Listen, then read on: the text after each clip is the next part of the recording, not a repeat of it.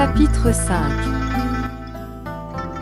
Longue est la nuit pour celui qui veille, longue est la lieue pour celui qui est là, longue cette errance, samsara, pour le stupide qui ne connaît pas l'excellente vérité. Si, quand il va, il ne rencontre pas un compagnon qui lui est supérieur ou égal, qu'il s'affermisse dans sa course solitaire, il n'y a pas de compagnonnage avec un fou. J'ai des enfants, j'ai des biens, ainsi le stupide se tracasse, en vérité, lui-même n'est pas à lui, à qui les enfants, à qui les biens.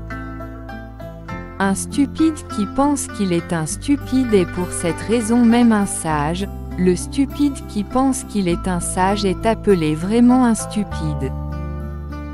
Quoique, toute sa vie, un fou s'associe à un sage, il ne comprendra pas plus le dhamma qu'une cuillère ne connaît la saveur de la soupe. Si, seulement pour un moment, une personne intelligente s'associe à un sage, elle comprend rapidement le dhamma comme la langue connaît la saveur de la soupe. Les fous de petit jugement errent avec leur propre soi comme leur propre ennemi, faisant de mauvaises actions dont le fruit est amer. Quand on achève une mauvaise action, on s'en repent après, et le fruit de laquelle on mûrit, pleurant, le visage plein de larmes.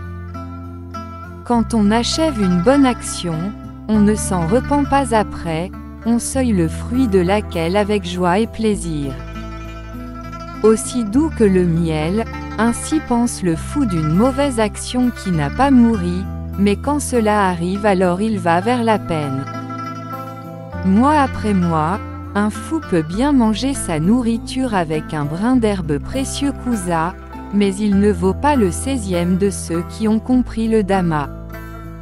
En vérité, une mauvaise action commise ne porte pas immédiatement son fruit, de même que le lait ne caille pas de suite, couvant, il suit le fou, comme le feu couvert par les cendres. Le fou, vraiment pour sa ruine, gagne connaissance et renommée, elles détruisent son brillant destin et fendent sa tête.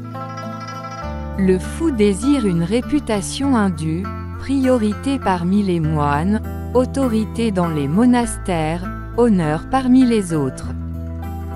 Que tant les laïcs que les moines pensent que par moi-même ceci fut fait, pour chaque ouvrage, petit ou grand, qu'il se rapporte à moi, telle est la pensée du fou, son désir et son orgueil augmentent.